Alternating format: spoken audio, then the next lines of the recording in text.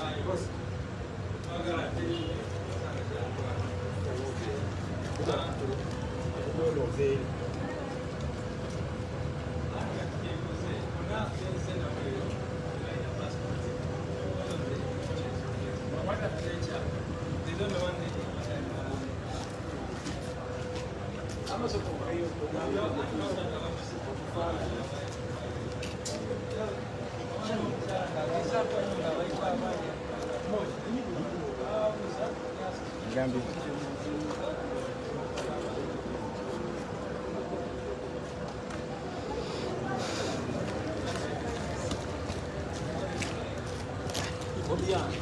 Jango ni kitu. Kinyume refu tena.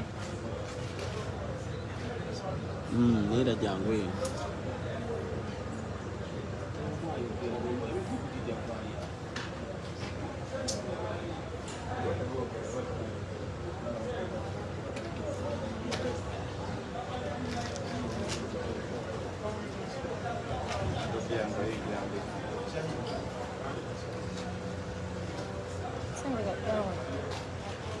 Good.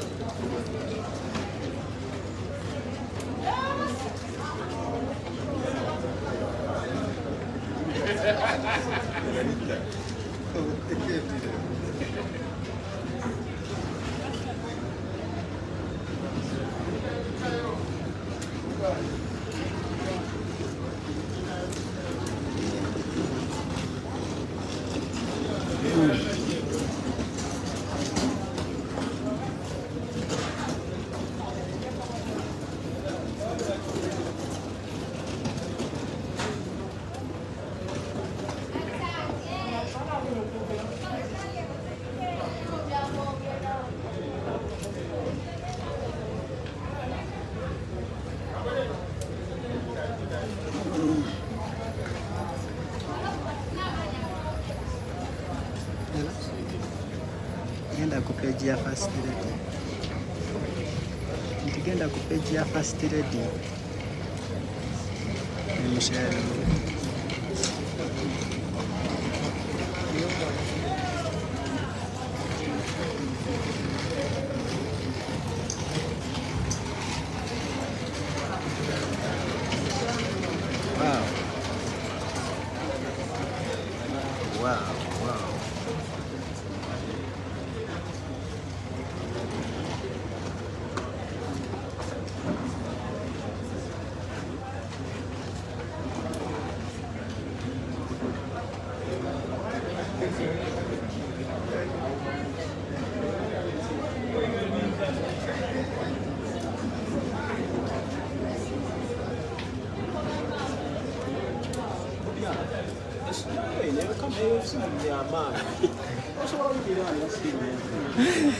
Oshtagira? Kakasi. Ne zoom osobola zoominga mu. Nesigala ng'erikirira.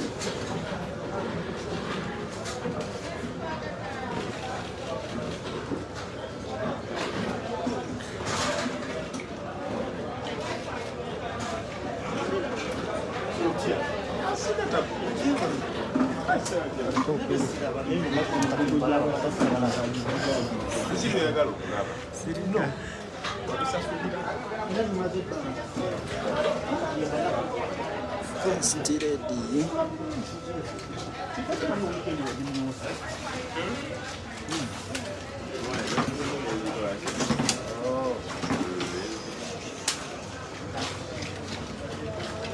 Vale, eso que hueco a no cañera.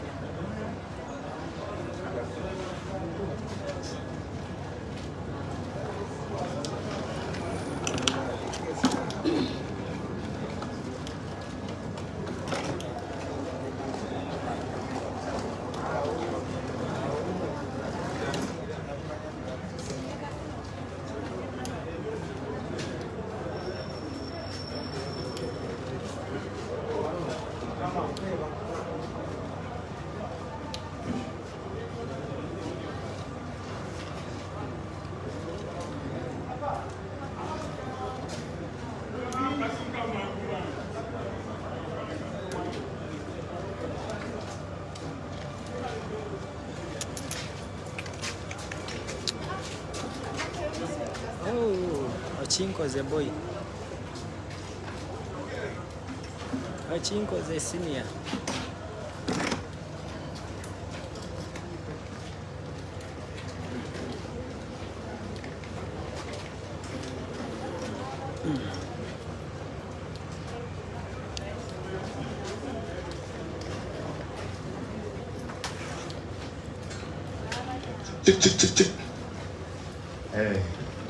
Singo nena nikuwalaga owakana onalebuka waja. Okay, bane twagala okubaaniriza mikwano gyaffe bannamawulire n'okubeetondera mulinzeemuko tubadde ne ka challenge nga bwe mubimanyi clearing abantu baffe bano, naye twebaza Katonda nti bannaffe bano bamaze ne batutuukako. Leero olunaku lulungi nnyo kubanga kafube waffe ono okulaba nti tukomyawo bannayuganda bannaffe abakwamidde eyo egenda mu maaso era etambudde bulungi sofa tujja kuba tubawa updates.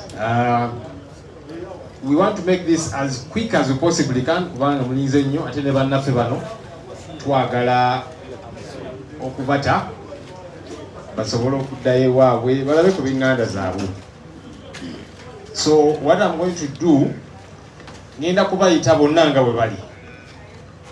Bonna nga bwe bali bajja kweyanjula buli omu erinnya n'ekitundu kyavaamu. Wanji? It's okay. Just the name and where you're from.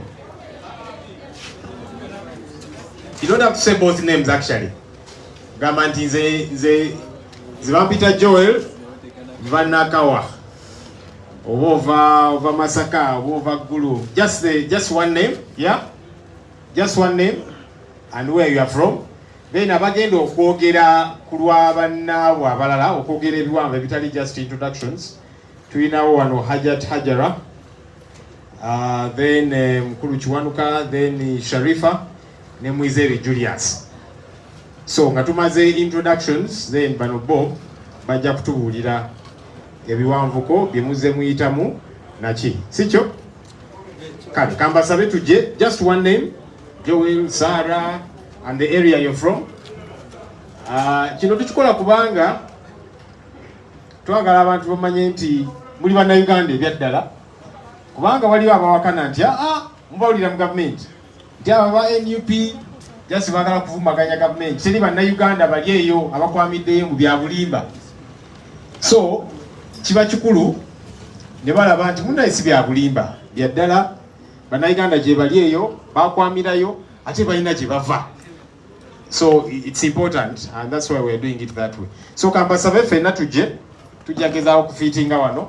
Just one name, then n'ekitundu gy'ovaamu, then banaabana bajja kwogera ku lwaffe ffenna. Kambasabe tujje tukikole as quickly as we can.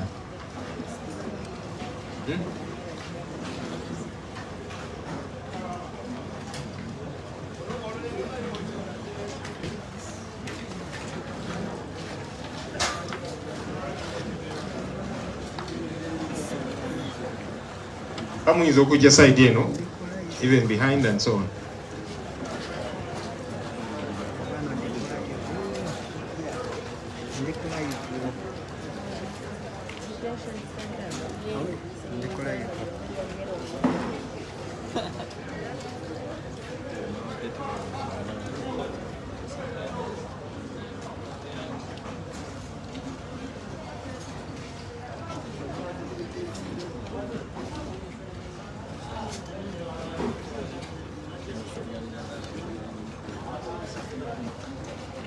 But tuyinza okujja eno side kuba tuli nnyo away from inside.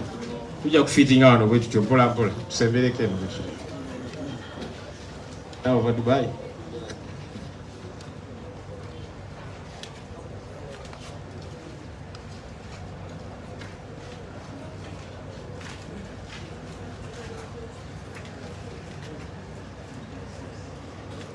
Kale, njakatandikira wali just one name and where you're from. Like we're saying, we're doing this because there are those who think it is a lie, that there are no Ugandans who are stuck out there.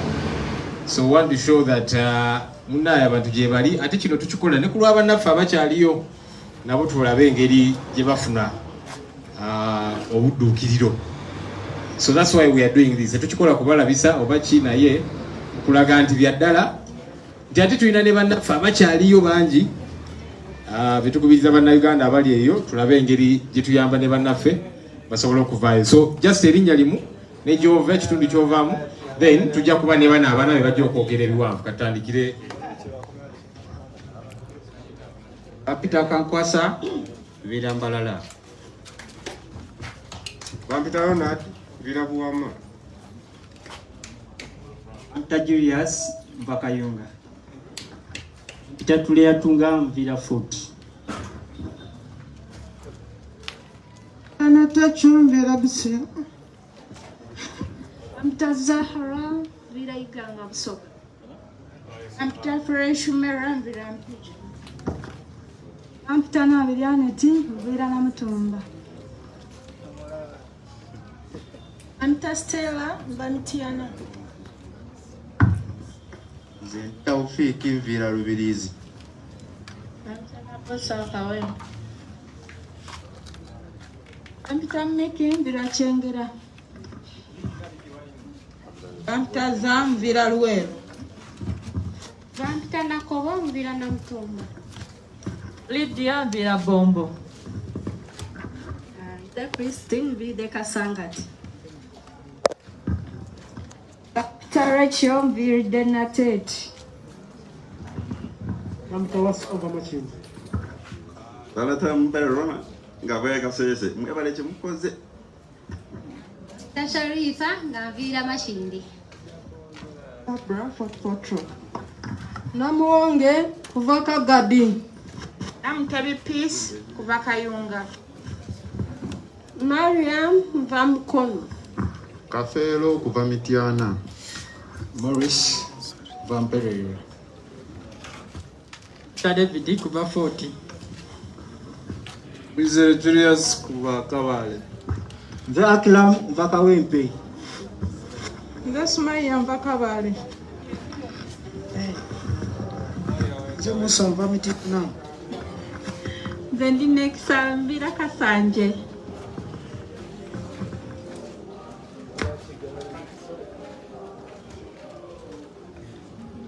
Bagisiseyo.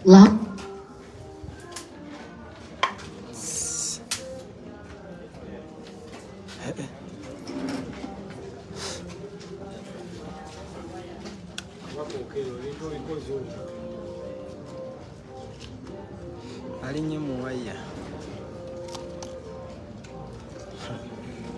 Line in. Okay. Kampite bana abana tujayita mu bufunze. Hajati Hajara Chiwanuka Sharifa ne Muwizera Julius baje bagenda okwogera ku lwaffe ffenna. Tujayita mu bwangu. So tujye wano maaso b'empisa abanawo. Okay, tandika tujja kwendera beera kyuse. Masibye mutya nno banyawo ne basebo. Emisanyufu okubira ku maaso gammwe yo okusinziira gye nvudde okujja wano. Kino bulijjo ndaba kirabe naye simenye amateeka. Wano mukama wange yalina oyimirirawo naye neyanziza. Ndi musanyufu olw'emirimu gy'okwasanya bosi wange oyo gyeri ku sosi gye tuli sebo tuli bangi bane tuli bangi gye tuli yinza okugamba betuleseeyo basinga bakavaayo naye nga si ssanyu wabula kunoonya kugattako kyetutafuna wano lwaki n'emyaka 26 nina ekintu kye nayisemu kyenyinza obanyumiza ne muwakana naye nga kituufu.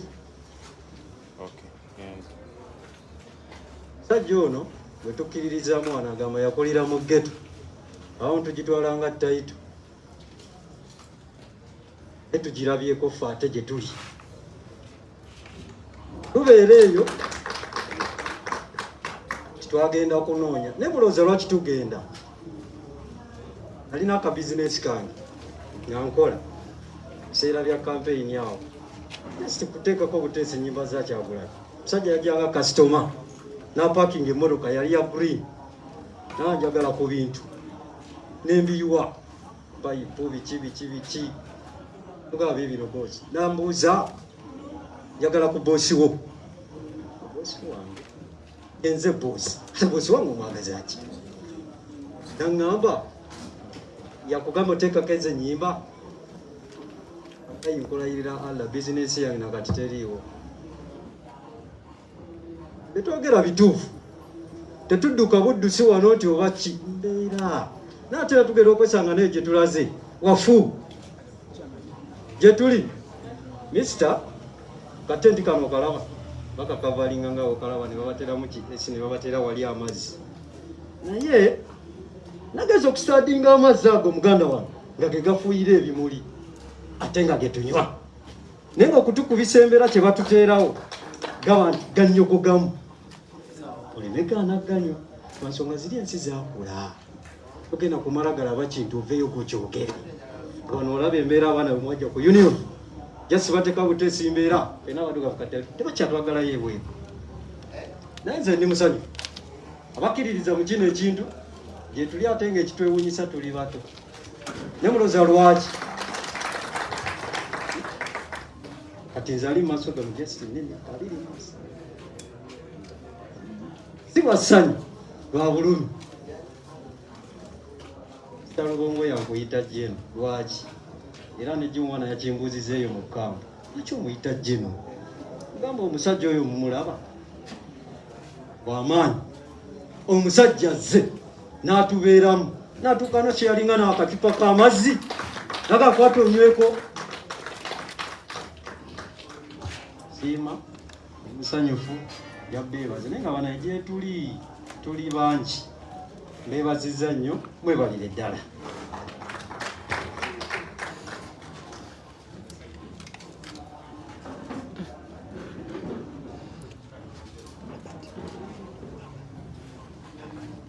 naye tusiimye nnyo tusiimidde ddala erinnya nze Kakooza kati nga nyogera ku nsonga ya muganda wange oli ekitwewuunyisa Uganda Airline y'abali aba West Africa nze nga nkiyite bwe ntyo nejjaba abantu baayo nebatwala eya wano etwala mulwadde omu naye nga ffe tuli eri tufiira ku kkubo tusasula omusolo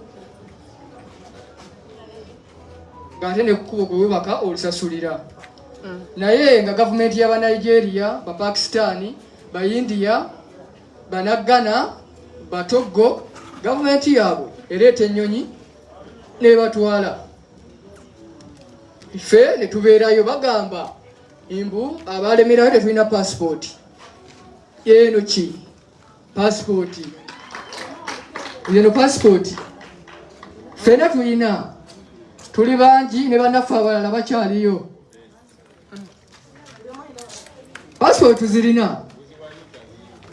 tuzirina naye nga tuwulira bagamba mbu abalemerayo tebalina passport naye nga tuzirina NUP tusiime nnyo tusiimidde ddala people power our power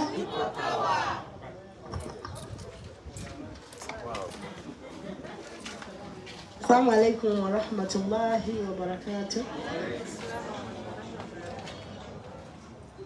Abeerudeyo bannange mbalamusiza mu linnya lya Mukama waffe. Eddoboozi lyafuddemu naye nga ndowooza mujja kumpulira bulungi. Nsaba mumpulirize katini nze message eyange egenda mu kwebaza. Okusookera ddala neebaza Katonda abadde mu bintu bino nnyo. Awatali Katonda tetusobola kubeerawo. Mwebaza nemwebaliza ddala ti alhamdulillah. Benna tukomyewo n'abakyaliwo tukyalina essuubi nti bagenda kubeera nga badda. Neebaza nnyo pulezidenti waffe, pulezidenti w'ekibiina kino ekya Nuupu, pulezidenti Robert Kyagulanyi Ssentamu omulonde olw'okuyimirirawo n'ayiwawo omubiri kuba because singa teyali ye tewali singa tukyali mu buwambe kikambuyite buwambe because lwaki mbuyita buwambe ekintu kino oyinza okubeera nga olina ssente oba nga olina koolina naye nga tosobola kufuluma ggwanga olw'ensonga emu oba bbiri. Abaana bangi waliwo omulama gwe nawulirako kasooke ngateeko kano ng'abantu bafulumizza obutambi obulaga nti abaana bannayuganda abali ku deportation betunda bannange is 100% wrong kubanga abaana babadde tebeetunda abaana balina emirimu gyabwe egyakali wali wadde wewawo babajjako documents zaabwe.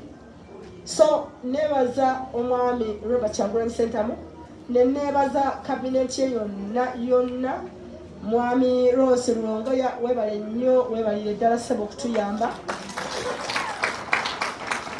nenebaza omukyala Barbie Kyagulanyi Entungo maama webale nnyo webale ddala tubeera nga otuyambi otubeererawo mu mbeera yonna nebaza omwami Joleso Nnyonyi bannange webale nnyo taata webale ddala nebaza omukulembeze waliwo mwami Zaake Honorable Zaake abakulembeze bonna aba MPs abazze bajja ku ground ku union abaana bangi babadde desperate naye olw'okuba nti NUP efuuse ensonga abaana babadde nga bazibwa ku bwaboobo bannange tweyanzeege nenebaza nnyo teamwork eri e Dubai abaana bakoze omulimu munene nnyo nebaza teamwork eri e Dubai general nebaza MPs bonna bannange ne gwesobodde kumenya bane tuli basanyufu oba tulina ennaku ku mutima ne tuli basanyufu alhamdulillah tutuuse wano tukakasa nti tujja kubeerawo mu mbeera yonna tweyanziza tweyanzeege bannange bonna mwebalayimwebaligana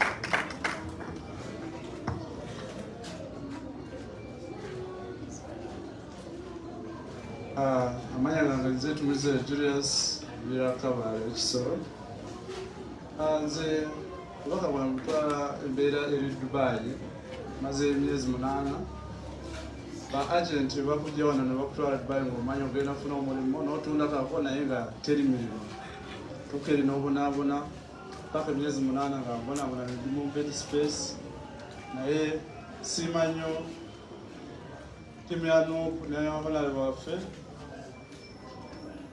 sina bingi byakwogera naye tusiima nnyo embeera eri sinungi naye mwebala otufaako nga NUP mwebale ddala.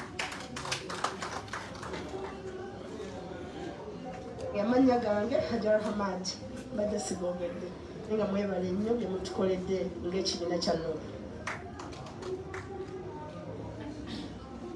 Amannya gange bampita Namundwa Sharifa ndi wano ku lw'essanyu eritasobola kulabika naye ndi musanyufu ku lwa bannange kubanga tukomyewo leero magale nti tekibadde kyangu abamu essuubi lyadde lyatuggwamu naye twebaza Katonda kubanga yatuwa omukulembeze omulungi alumirirwa eggwanga lye n'abantu be omukulu Robert Kyagulanyi Ssentamu yonna gy'oli tusaba Katonda akuwangaaze ate tusaba Katonda tuyingire mu Uganda empya n'essanyu n'emirembe n'okwagala nga tewali kuyiwa musaayi.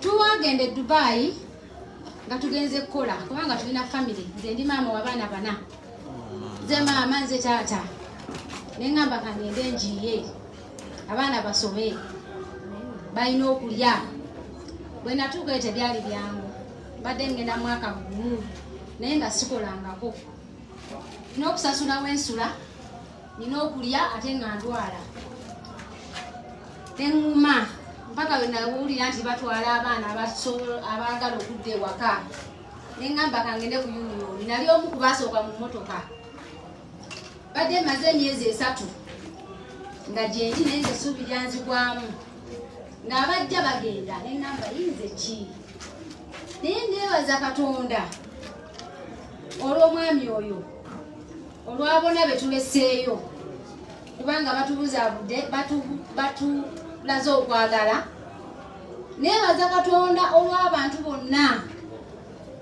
abasonze ssente ne batugulira tiketi yonna gye bali Katonda abawa omukisa abawa obulamu obulungi obweyagaza abongereko singa tebabadde bba amazima tubadde tukyaliyo naye twebaza Katonda. Mami nkulamusizza tukwagala nnyo mwena tubaagala nnyo bannange mutujje mu nvuba mutuvubye bannange naye neebaza Katonda nti n'abasigaddeyo bagenda kuvaayo ate bagenda kutuuka. Nalaba ka vidiyo omwami oba bamuyitanize simanyi eyagamba nti Abannayuganda bonna baaweddeyo nakometinga ne mugamba ssebo olimba gye tulya tetuli bangi ate abalala bakyajja neewuunya nnyo omuntu omukulembeza abaana agamba nti Abannayuganda baweddeyo naye nga talinye na nnyonyi genda kulaba baweddeyo wabula bali ku social media batambuza olugambo omugambo ogutokomuka omunene naye tukomyewo musanyu ate tuli basanyufu olw'abantu bano abatubeereddewo kampiseewo ne kano nsaba Bannayuganda ffenna bannange tweyagale bannange Abannayuganda tetukyeyagala twesosola bannange twekumeekume tukomeewo tunayinja tya mu Uganda empya nga gwe tweyagaliza munno nga bw'olaba nti gwasinga nze mbadde ngenda mu ofiisi ezimu okunoonya emirimu neesangayo Abannayuganda Omunnayuganda nampisa bubi naye Omufiripini nansembeza lwaki ffe tetweyagala tunayingira tutya mu Uganda empya nga mutuufu emitima giri buli omu omutima guli waagwo bannange tweyagale kuba tugenda mu Uganda empya tugenda kweyagala tetugenda kiyingira nga buli omu alowooleza munne bibi tulina okweyagala oba olina omulimu guweeko munno oba olina ekikumi kimwawulizeeko kimuwe naye alyeko bannange neyanziza omukisa gwe mukadde neebaza Katonda kale banendoza ne bwemutuulako okay finally tugenda kuba just group picture nga temunaddayo just we don't know amaloze okwogera then we'll take a group picture then tutuule nyanze Stella Mbamitiana nsooka okwebaza maama okuyimirira ku mugongo gwa taata kuba obufuzi si bwangu obufuzi si bwangu twebaza ttiimu yaffe eno gye tuzze nayo kubanza obwedda neeraliikiridde bannange obutatuuka wano nga ŋŋamba nti abantu bwe batuweereza bagenda kwogera ki nga bakomyewo ate kineera nnyo amannya gabaawo empapula zibeerawo naye okubeerawo kwammwe wano ate kubadde kwa mugaso nnyo wadde mwenna temwogedde naye okubeerawo okwo kwe kusiima kye bakoledde banaye tweyanza nnyo mwebaliye ddala neneebaza abaana betulese abadde batukulembera balaze obumu obw'amaanyi Mukama abawa omukisa neneebaza mwenna abatubeereddewo okutugulira tiketi ne tusobola okudda kuba nze ne bwetunda ekyalo kyewaffe temusobola bbamu tiketi enkomyawo banaye mwebale nnyo mwebalire ddala taata mumutwebalize kale katujje wano we'll take it from around here we'll just do a quick picture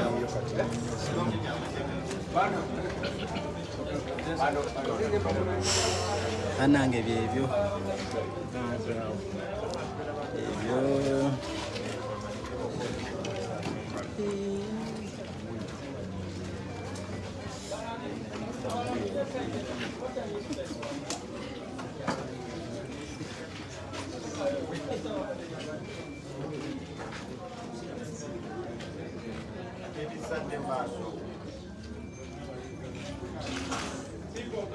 Our power, people power, everywhere.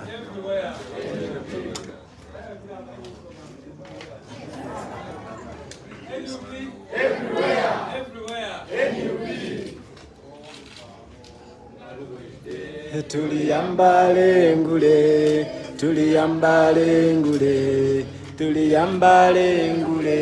olutalunga luwedde. Tuliyambale ngule, tulivimba mu Uganda empya.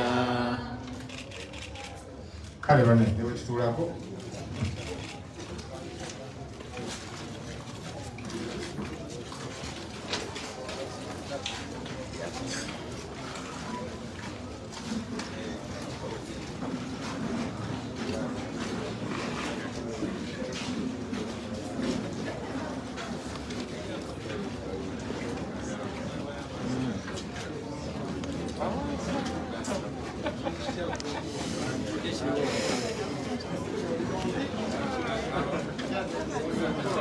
Okay.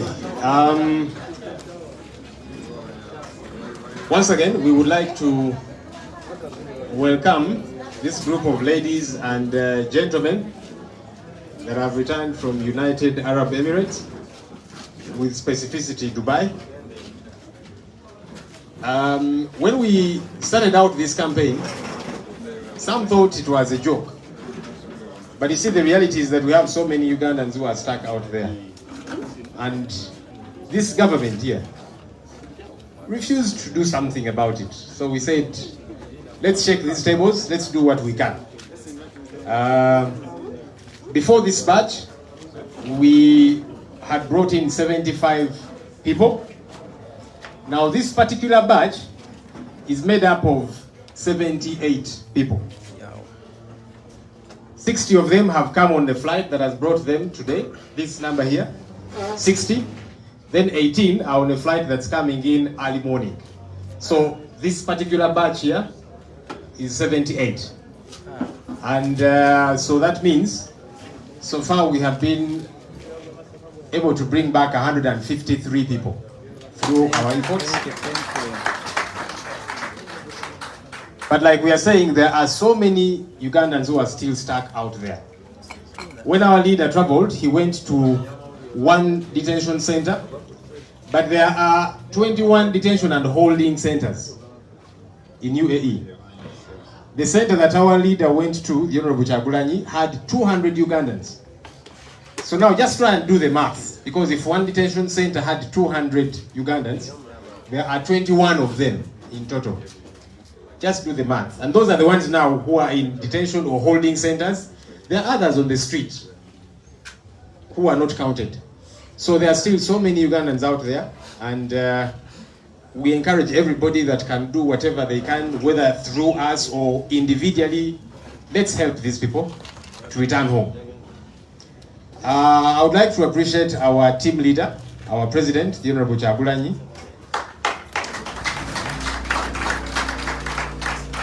Because he said it's important for us to offer leadership in this matter. You know, when you have an absentee government which is supposed to do certain things, because Ugandans pay taxes to the government involuntarily. That tax money is supposed to get back to them in form of services. A Ugandan, wherever they are in this world, they are a responsibility of the government. But when the government decides to sleep on the job, we said, all right, let's try and fill that gap.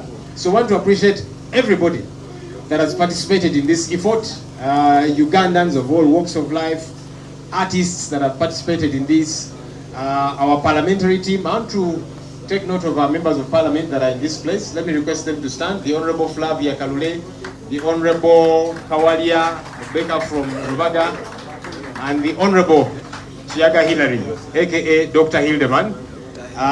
Thank you. Actually, Dr. Hildeman was our treasurer.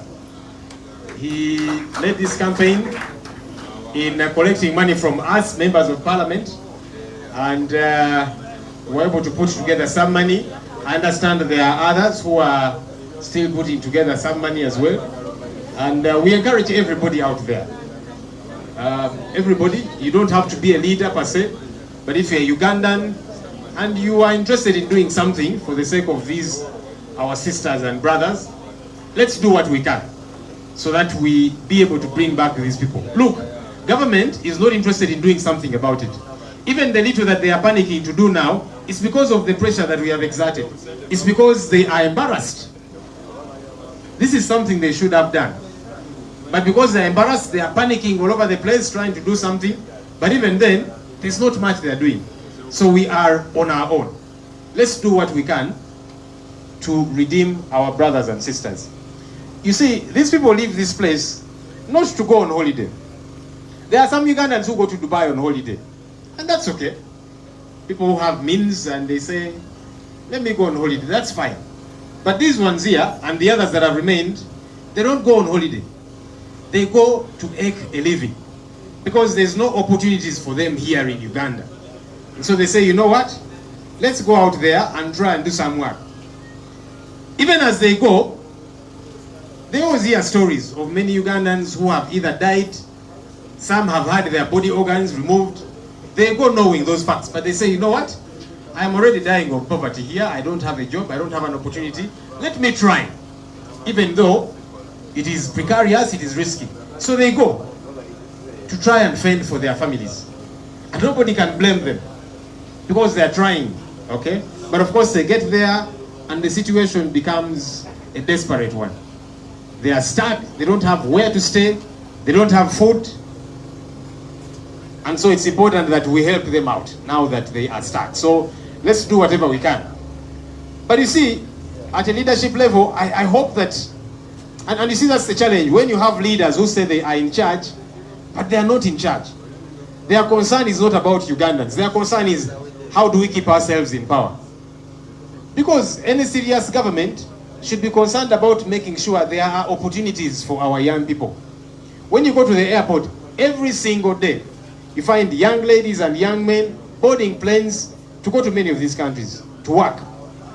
Every single day, including today, as these ones were coming back, there were others who were going.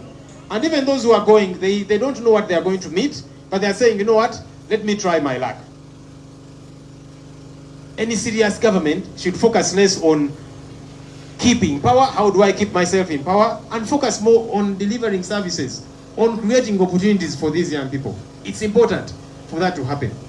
But also, we have said time and again, these countries that our young people go to, I don't know why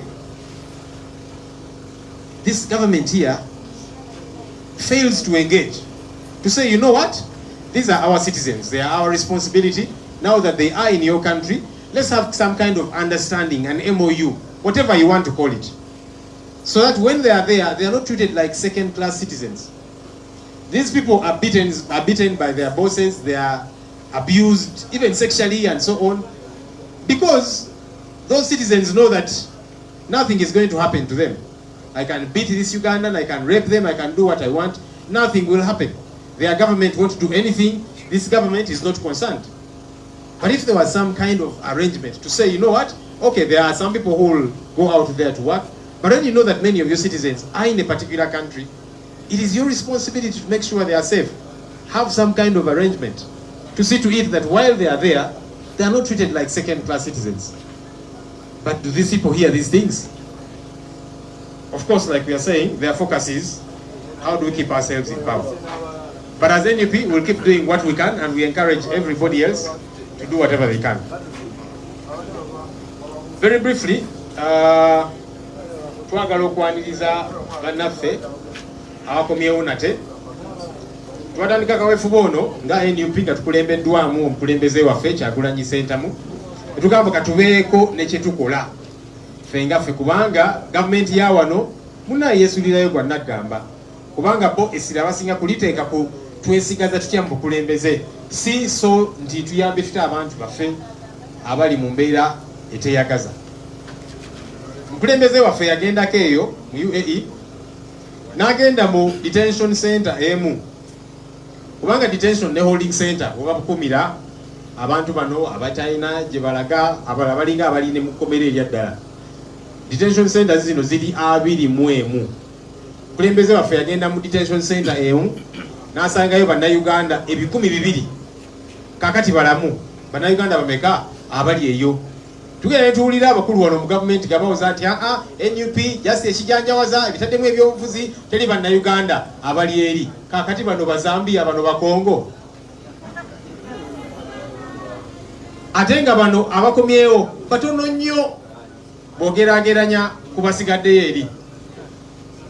So nga NUP nga bannaffe bano tebannajja tubadde twakakomyawo abantu 75. Kakati eno batch eno erimu abantu 78. 78 nkaaga be bali wano, 18 bali ku nnyonyi ebaleeta ku makya kubanga bonna babadde tebasobola kugira ku nnyonyi emu. So kati kiba kitegeeza mu kaweefube ono nga tukwatagane ne bannaffe ab'enjawulo twakakomyawo abantu 153. Ate nga tugamba omulimu gukyali munene kubanga bannayuganda bangi abakyali eri abakyakwamiddeyo. So twagala okwebaza buli muntu eyeetabye mu kaweefube ono tubalabe bannayuganda ab'enjawulo abamu abali wano abalala abali bunaayira abayimbi beetabye mu nsonga eno abakulembeze baffe njagala okwebaza ttiimu yaffe emu paalamenti kubanga twasondayo kasente era Dr. Hilda Mani oyo nga tukulembera nga treasurer nga zitusondamu etukuŋŋaanya kasente era tukyakuŋŋaanya n'akalala kubanga omulimu gukyali munene so njagala okubeebaza bakulembeze bannange olw'okufaayo eri bannayuganda ne twetaba mu kaweefube ono so tukyakubiriza buli kiisi alina obusobozi tuyambe ku bannaffe kubanga twakakomyawo 153 naye ate abasigaddeyo bayitirivu nnyo ate nga gavumenti yakuno munnange tebaliiko tebafaako era ne bemulabye bagezaako okwetalaatala wano nga tumaze okugamba nti kale ekintu kino katukyekwatiremu tubeeko ne kyetukola ne bawulira ensonyi ne balaba nga baswala kati bali mu kuddukadduka naye ne bamukuddukadduka kubakola tebayambye bantu bano n'olwekyo tuli ku lwaffe tukole ekisoboka okulaba nti bannaffe tubakomyawo kansembyeyo bino ebibiri gavumenti yonna eri serious eba erina okufa ku bantu baayo naddala kati abavubuka abato bava wano nga bagenda eri si nti bagenze ku holiday kukyakala bagenze kuyiriba kulwaki kubanga wano tewali mirimu ne gavumenti yakuno essira eriteeka kuki twelemeza tutya mu bukulembeze sente zonna zigenda mu ebyo tebajja kuyambako ensonga ez'amakolero naki n'ebirala services opportunities ez'abantu ba bulijjo ebyo tebabiriiko naye twelemeza tutya mu bukulembeze wewali obuzibu awo naye twalibadde tukola ekisoboka kyonna okulaba nti opportunities zibeerawo ku lw'abaana baffe bano naye n'ekyokubiri gavumenti yonna eri serious oba olina okimanya nti abatuuze bo buvunaanyizibwa bwo oba bali Amerika oba bali Dubai oba bali yonna gye bali buvunaanyizibwa bwo babeera n'ekizibu kikukakatako abantu bano okubayamba kubanga bannansi basasula omusolo kati abantu bano bagenda mu mawanga gano naye babeerayo eri batulugunyizibwa olwokubanga gavumenti eno tetaddeeko sira okulaba nti naye gavumenti yeeri lwaki tetwogera nayo era netubeera n'ekiwandiiko oba ki abantu bano baleme kuyisibwa ng'abatasaanidde oluusi n'okubayisa nga kasasiro babakuba abawala babakwata babayisa obubi ate nga bali abakikola bannansi beeri bakikola kubanga amanyi tolina kyogenda mukola gavumenti yeeri talina kyejja mukola ne gavumenti yo terina kyejja mukola kulwaki kubanga gavumenti ya wano tetaddeeyo sira okulaba nti bagenze eri gye bagenze gavumenti eri tugitegeeze nti nedda bano bantu baffe balina okuyisibwa obulungi tetwagala bayisibwe bubi naye nga bwenga nti obeera ne gavumenti nga yo essira esinga diteeka ku twelemeza tutya mu bukulembeze ebirala byonna eba tajja bikola kyannaku naye ffe tujja sigala nga tukola ekisoboka kyonna kakibe kinene kakibe kitono tujja sigala nga tukola ekisoboka era tukubiriza bannaffe abali eyo abantu baffe bangi bakyali eyo tukole ekisoboka okulaba nti tubakomyawo. I want to invite our Secretary General who has returned with this team. He went to Locus to see what's going on and to also assist to see how we can organize the process to continue to bring back these people. So he came back with this batch, and like we are saying, throughout the week there will be others and so on, and we are encouraging people. Let's not stop. Mr. SG, please come and talk to us.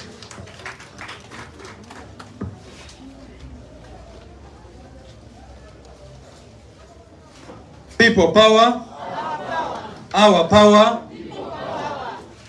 May I invite Honorable Hilderman, Honorable Kawalya, and Honorable Flavia just to say hello, and then I'll continue with my brief remarks.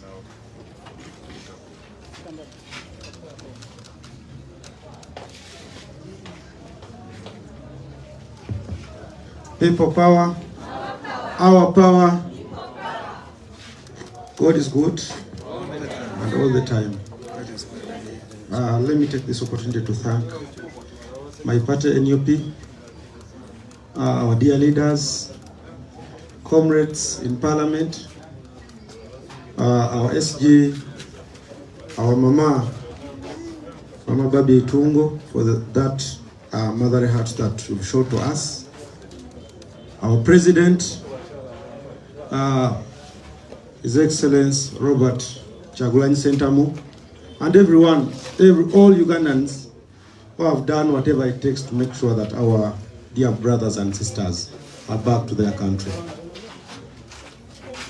It's quite unfortunate that some of the leaders in the military regime were giving wrong information to Ugandans on how we have no people suffering in the Middle East.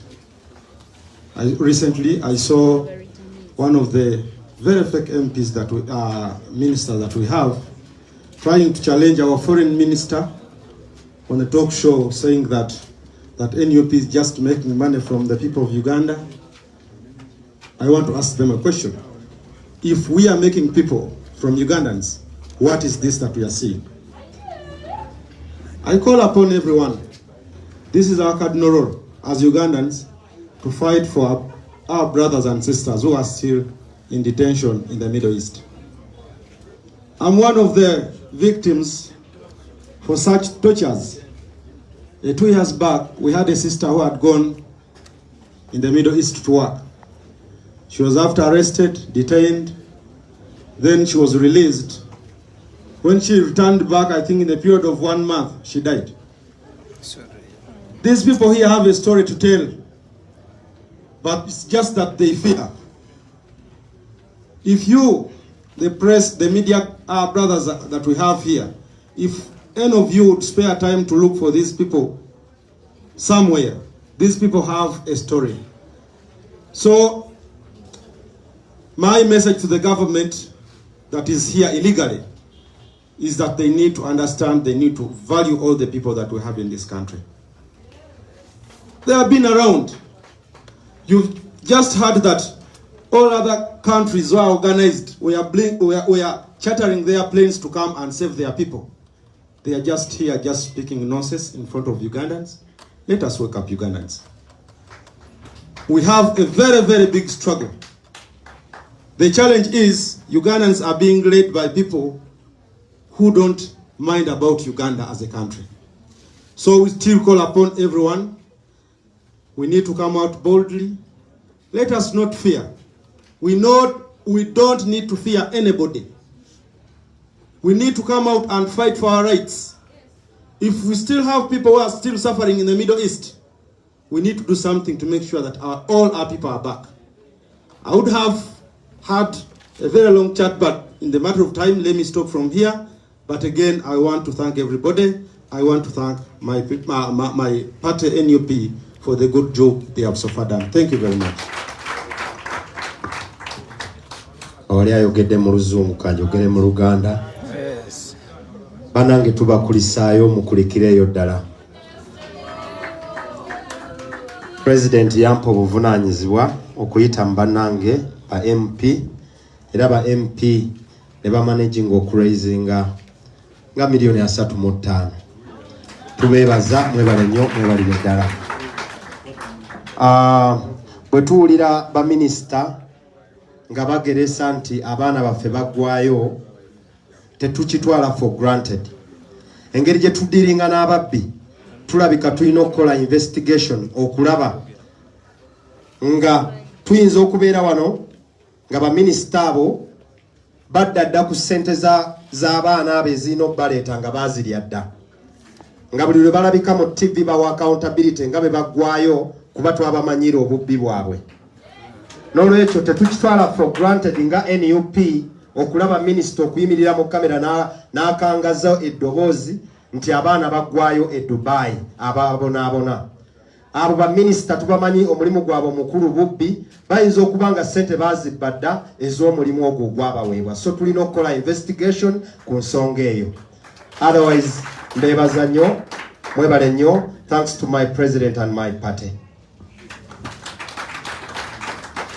Asebo ne banyabo abatwegaseeko leero okuva mu UAE tubakulisaayo era tubaaniriza. Mukulikeeyo nnyo, mukulikireeyo ddala. Twebaza Mukama nti abasobosezza okudda nga muli balamu, kubanga waliwo bangi abatasobodde ate nga baali eyo naye nga bakomyewo nga naye bafu, obanga oluusi n'ebitundu byabwe eby'omubiri ebitabalika nga bimisinga naye mmwe weemuli ate muwadde n'obujulizi timukomyewo.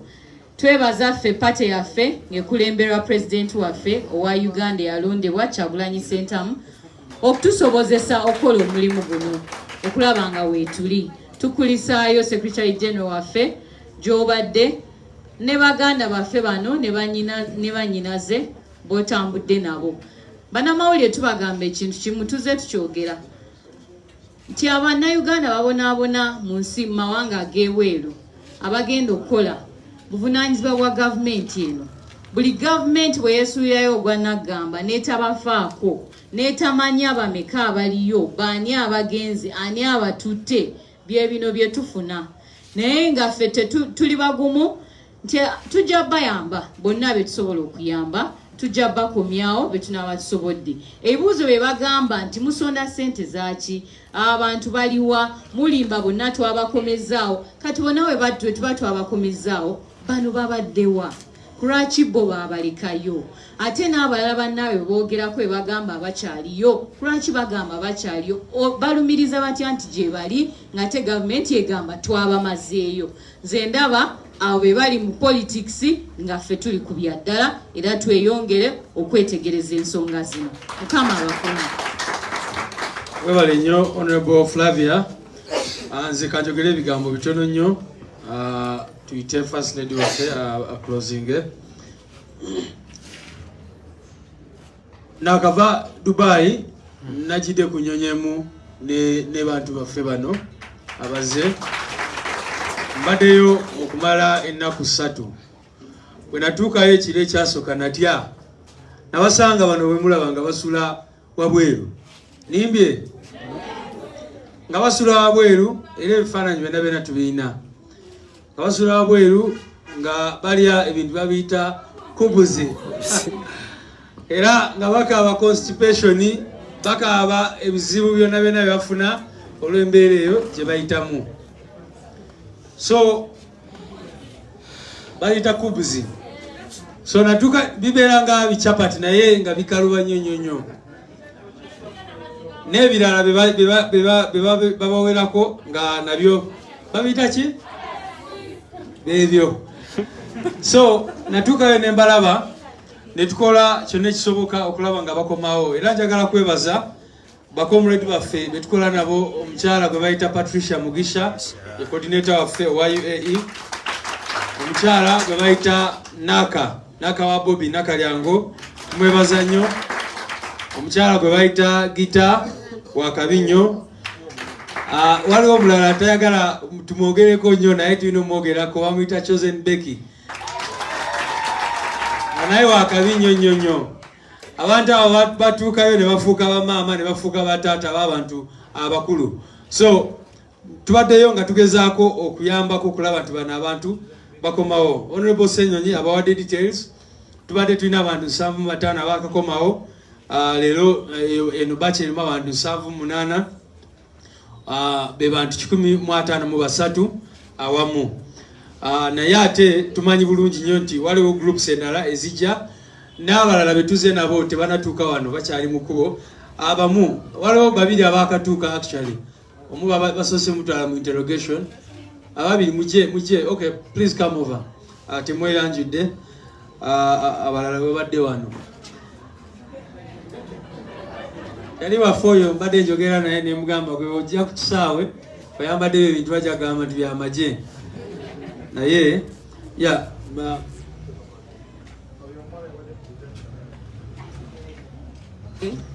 amanya gange mpita Nakavu Anet ira buddo nga right now mba Dubai. So ntuuse ku airport ne bankwata ne bantwala mu kasenga akamu ne bambuuza ebibuuzo wenkoledde ensobi ebaddemu ani awaleese oba akuleese ne ŋŋamba pulezidenti waffe gwe twalonda okakasa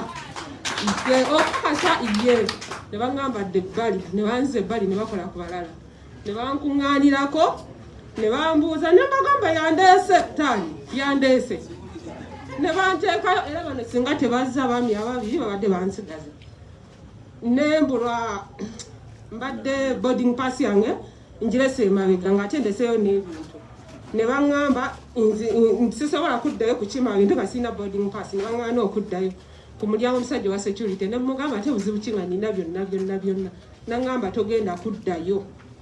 Bano abasajja bazze ababiri be bannyambyeko okukomawo kyekyo nekira nyongera okwebaza Mr. President waffe Kyagulanyi Ssentamu so tukwebaza nnyo wajjira mu kaseera akaali akazibu ennyo ffe wetwawulira amawulire nti konsati yaffe bagisazizzaamu nze nali mpita mu ddinisa munjulira nali ndiyitamu President najja n'atuzzaamu amaanyi n'atugamba temugwa mu maanyi tugenda kuddayo ewaka sebo tukwebaza nnyo tukwebaliza ddala ne maama waffe Barbie Kyagulanyi webali nnyo webali eddala.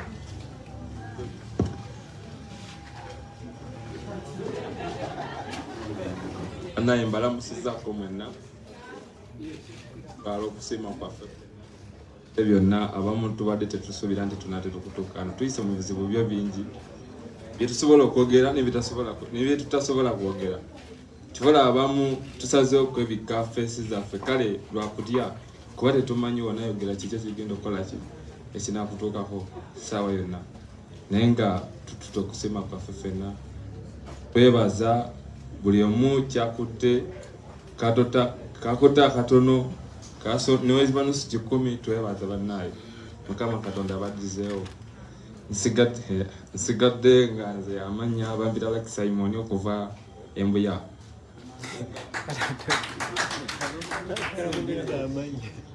People power, our power. Saja kamulekono era avambuya mumaje. So comrades, I think that's the brief I wanted to give. Nokulaga nti abantu bakyaliyo bangi nnyo. Wetubeereddeyo kyo abantu nga mukaaga abapya abadde bakajja abaana bannayuganda abadde bakajja naye ate nga abalala abaliyo olwedde ababaddeyo okumala ebbanga nga bangi tuleseeyo n'abakyala abalina abaana abamu nga balina embuto kwegamba nga bali mu buzibu bw'amaanyi nnyo. Kiva ku ki abamu passports nga bwemanyi bazibawambako abalala tebanafuna kipapula temporary travel document okukijja ku embassy. Bano abantu bayinza okubeerawo ne balinda omuntu okuva ku embassy ya Uganda ne bamala weeks 2 weeks 3 n'omwezi nga balinze someone to come okubawa temporary travel document. Ekirala waliwo document gye bayita pass out oba out pass. Eyo nzibu nnyo okufuna era tutufubye nnyo bwe tugenzeeyo okulaba nga tu-applyinga ne tuzifuna. Bwe bamala balina okukola corona test, covid test, ate babawe bafune tickets n'ebirala. So process ebeera mpanvu era kyanaku nnyo nti mu bano be tubadde tujja nabo omu bena tubadde tubikiryalinze ne tutuuka ku kisaawe ne bamugamba nti ate akyalinayo ebirala era ne bamuzaayo n'atasobola kutambula n'abalala. Naye inshallah tujja kulwana tulabe nti bonna bakomawo. Njagala n'obategeeza nti okuva twatandika kaweefube ono ne bannayuganda abalala bali staaka mu mawanga amalala baavaayo. Mwattu tulina abantu abali stack South Africa, abali stack mu mawanga gonna. Era juzi nali awo nefuna nowa NRM nampandikira ka message nagamba bana muyamba ba NUP bokka ze bana basajja ba NRM ngezaako okubanoonya sibafuna nange musooka okunyambako. Mugamba this is not politics, kino kya humanitarian cause. Era gwe bwe osazeewo okuwagira abantu abacunya abantu baffe tetukufaako era katukuyamba osooka okomewo waka olyoka otegeere kikitegeeza okubeera mu ggwanga bwe liti. So njagala kwebaza nnyo banange mwena abacontributize ba members of parliament, local government leaders abamu abantu abacontributize nga tebagala kumanyika n'abalala bwe batyo.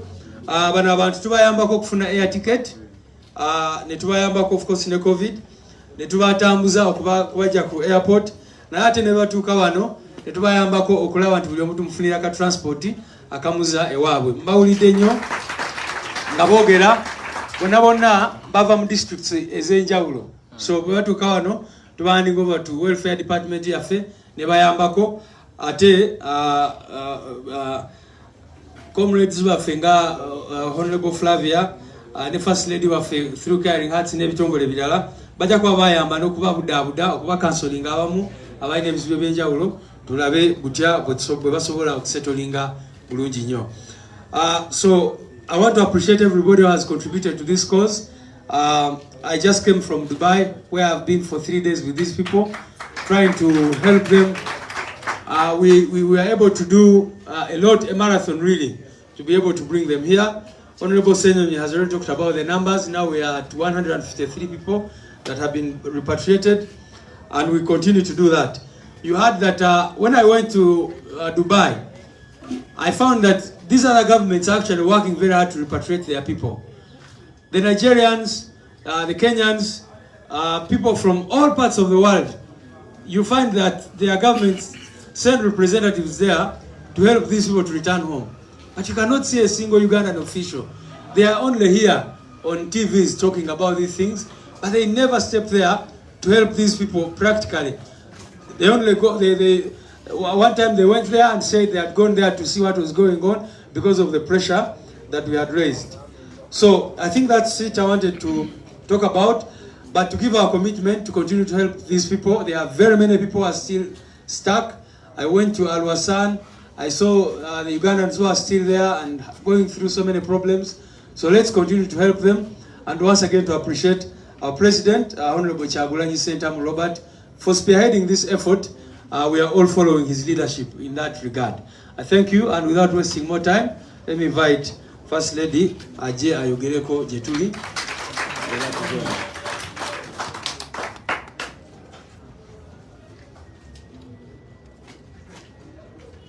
Very much, Secretary General.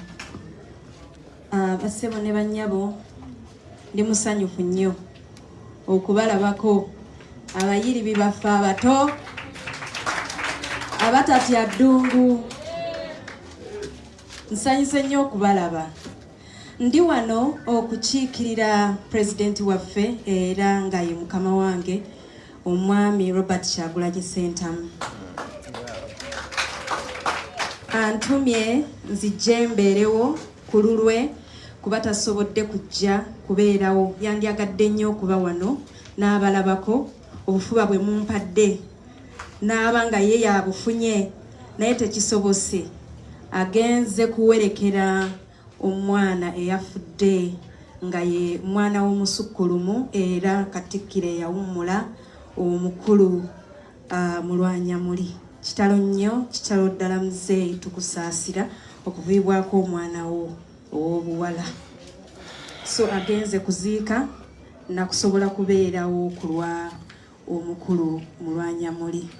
N'ensalawo nange nzije mbeerewo ndabe bwe muzze. Bassebo bano be mulaba asiba bandana.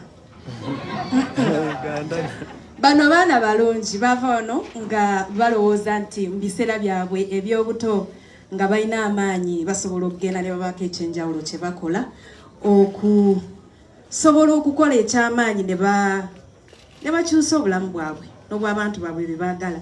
Naye gavumenti yaffe eswaza nnyo. Kale eswaza nnyo. Eremererwa etya okukuuma emiti emito egigenda okugumiza Uganda eddako. Fe abakadde kale mutuleke, naye abo abato abo bw'oba olemereddwa okumuwa omulimu tutandikire emabega. Kale bagamba babimmunizinga. Bw'oba olemereddwa okubawa primary school basic education n'olemererwa secondary school university mwajjeeko n'ebirala ebibaddeyo bye mubadde musasulira nawe ne mubijjawo. Bano abaana ne basalawo mu lukujjukujju bave wano kubanga tewali mirimu. Ne gye balaze ne mulemererwa bagobereza amateeka agafuga abakozi abava mu ggwanga lino bagenda okweyiiza gye bali. Ekyo nakyo ne kigaana. Tuswala nnyo. Our dear legislators, I know there are laws that protect our workers who leave our country to go and work somewhere else and get green pastures. I know the laws are there, but can we make sure that they are put into practice? if there are any amendments that have to be made, the amendments are supposed to be made on those laws. Okusinzira ku bizibu ebiriwo ku kiseera kino tusobole okuprotectinga abaana baffe bano. Olwaliro ku makya eriyo omusirikale azze waffe ku mulyango mayinja 3 tatidde zikamera eziri ku mulyango gwaffe ku geeti azze ng'akaabira ku geeti nagamba mbeegayiridde asanze tuva kudduka mwera ekirungi n'omukulu abaddewo nagamba mbeegayiridde omwana wange yasiraanira e Dubai nsaba munyamba gire ku group ezo ezijja netumubuuza maama ekikulese mu uniform kyeki gwe totidde nagamba nedda sitidde kuba omwana namwesindikira nzekka era nze mmanyi obuzibu bwempitamu netumugamba ogumye nti ngumye. Will you face all the precondition? Will you face all the whatever will happen after this? Nagamba ngumye natuwa amannya g'oyo muwala era bw'ali bazze muli mulaba. Sino tekikwata ku bantu abamu nti kakundi kano nti ba bulijjo n'abakola mu gavumenti balina ebizibu byebimu n'ebyaffe. Kyova olaba guno omulamwa gwe tuliko si gwa kuggyayo ba NUP bokka. Tetuli ku dini kijolina oba your sex, whatever you're a boy or a girl. Tetuli ku oba ovudde Kabaale, oba ovudde Mbaale, oba ovudde Arua, oba ovudde Kampala, oba Mityana. Tetwagala kumanya oba oli wa FDC oba wa NRM. Tuli mu kuyamba buli munnayuganda ali stuck e Dubai kubanga gavumenti yaffe eswaze ennyo bweti eremereddwa wadde okusitula ennyonyi ku zaffe ebbiri ze tulina. Egendo neyo kwabali kitalo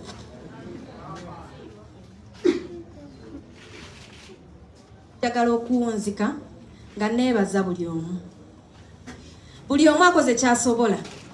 Wano we tuli waliwo be bayitamu okusindika ssente Dubai ne bagatta enamba ku baana abo be tuba tusobodde okuleeta. Eriyo n'abalala basindika ssente Dubai abaana ne bajja nga tetutegedde. Twebaza buli omu obusobozi bwonna bw'otaddewo okuzza abaana baffe. Weebale. Njagala kwebaza SG. Weebale nnyo okukola emirimu egikukwatako n'emirala n'ogyetuma. Mukulu Lubongoya tukwebaza nnyo. Weebale kwerekereza nakwerumya ku lw'obulungi lw'eggwanga lyaffe. Njagala kumaliza nga neebaza bannamawulire. Mwebale kujjanga buli lwe tubayise kubanga bino byali badde bizibu nnyo okugamba eggwanga nga temuliiwo. Njagala nagamba gavumenti yaffe erekeraawo okulongoosa kungulu kuba ekibundu kiri munda. Tetwetaaga bambasada kujja kutuula ku TV kunnyonnyola lwaki abantu baweddeyo nga naye mu mitima gyabwe bakimanyi nti abantu bakyaliyo. Mugonjoole ensonga lwaki abaana baffe basiraanidde ebweru. Bwe munaakola ekyo tujja bakubira mu ngalo. In the meantime mutuyambe temwesiga kizigo ng'ate munda tukimanyi nti ekintu kifu. Nja kubalekera Allah ow'obuyinza eyatusobozesezza okukola bino. Alhamdulillah tumazeeko era asobole otusobozesa tukole ebisingako awo. Katonda abankuumire.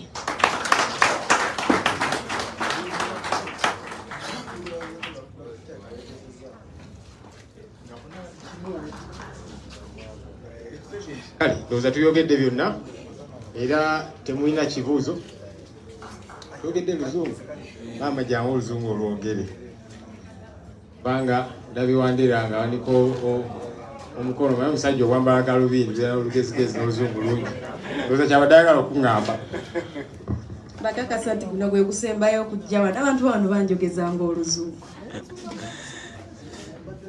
It's an honor for me to be here today to represent our president, Mr. Kyagulanyi Sentamu.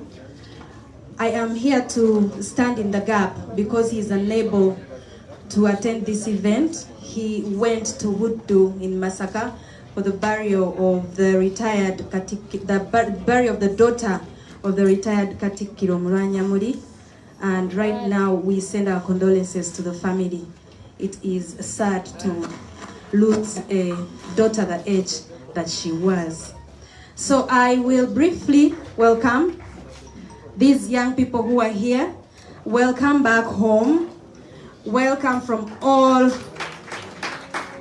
the struggles you've gone through. You are finally home. Breathe in, breathe out. It must have been really hard, but thank God that you're finally here.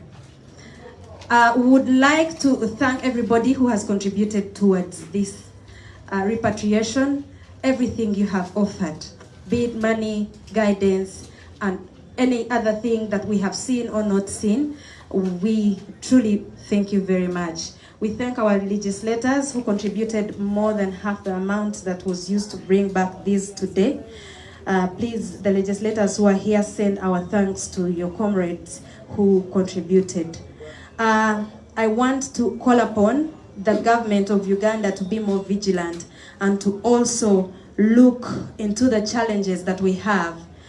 On a second thought, when we see the efforts the government is using to clean the image about this issue, I get to think that they know the reason why our people get stuck there. If they did not know, then they would be using all the energy they are using to clean the image. Get that real energy and use it to know why do our people get stuck there when they go to look for jobs. It is better for them to know what the problem is and then resolve it, other than spend time on TV and doing interviews and sending ambassadors and ministers to clean the image. If you're not guilty, don't run before your chest. Just clear whatever the problem is, because it is your duty. Us, we are just doing a kobuntu. It is not our duty. And actually, these are the things that show that you're incapable of taking care of Ugandans, especially the young Ugandans. I would want to thank the journalists who are here today. Thank you very much for covering this event and for always coming when we need you. Otherwise, the world would never know what is happening here if it were not for your efforts. We want to thank Allah subhanahu wa ta'ala, who has managed to make this happen, and alhamdulillah, we are happy that you finally managed to come, and we hope that our sisters and brothers who are still there, we will have them come back in time. Thank you very much. God bless you.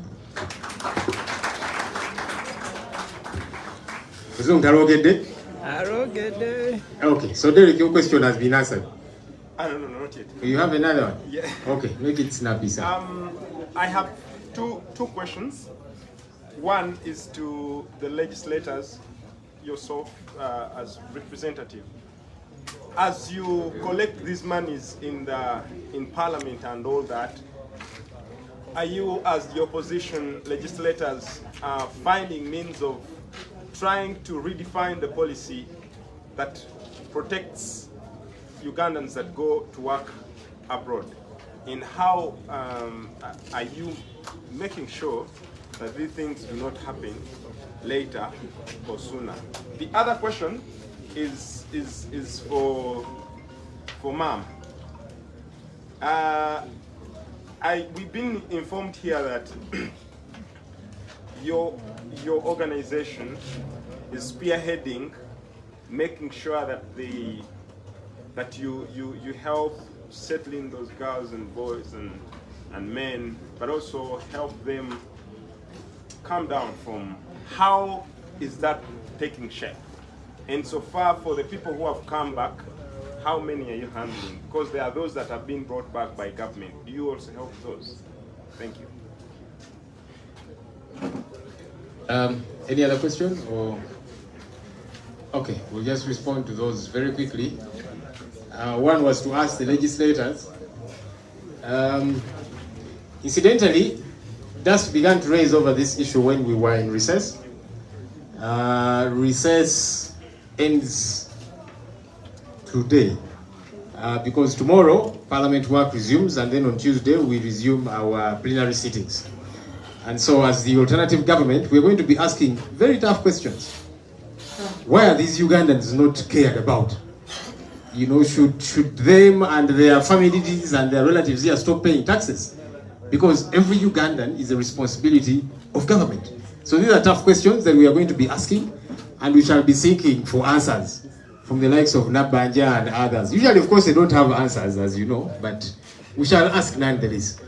Yeah, because they have got to respond to Ugandans. These Ugandans here want to know, why does this government, which has imposed itself on them, why does it not care about them? You have imposed yourself and insisted.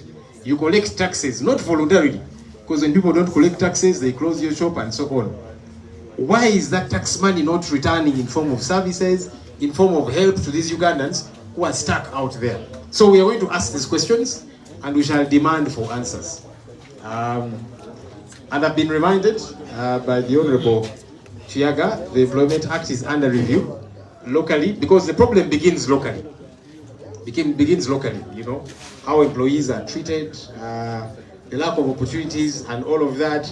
Then of course when they get to the other side and they are stuck, then that's a different problem altogether. So all these are answers we are going to be seeking, and we must get those answers. You cannot pretend to be in charge when clearly you are not in charge.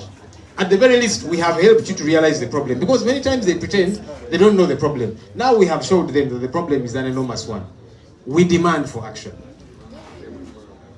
Tubadde mulumula nga parliament recess, era akafubono twamutandika nga tukyali mu recess oyo, ne parliament week eno tudda mbuto, era nga tugenda kubuuza ebibuuzo ebikakkali nga twagala okumanya okuva eri Nabbanja ne banne, lwaki bannayuganda bano tebafiibwako? Kubanga bannayuganda basasula omusolo, ab'enganda zaabwe basasula omusolo. Bannayuganda, they are citizens of Uganda. Lwaki bwe bafuna ebizibu gye bali tebafiibwako? Era nga twagala okuddibwamu, abantu bano baagala bategeere lwaki tebafiibwako. Naye of course ebizibu bino bitandikira wano. Employment Act eyo eri under review, n'ebirala bye tulina okukola okulaba nti abantu bano abagenda eri bakendeera, n'ekyo kyetaaga gavumenti ng'efa ku bantu. So tugenda babuuza ebibuuzo bino, era nga twagala batuddemu nga baddamu bannayuganda bano, lwaki ensonga zino tebazisosowaza? Munaye abantu bano beetaaga kuzuukusa, beetaaga kusisimula, kuba ensonga zino ezisinga beefuula nga abatazitegeera ne beebuzaabuza. So tujja sigala nga tunyeenya emmeeza zino paka nga tufunye okuddibwamu okwetaagisa. Let me invite the First Lady. There was a question for you, Mama. Please come and respond. Has anybody got it?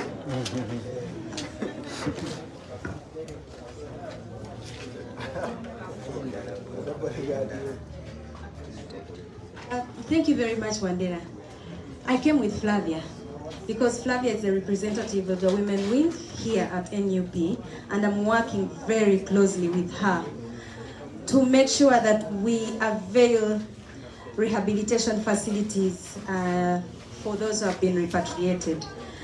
I am going to be doing it in my own power, not as Caring Hearts Uganda.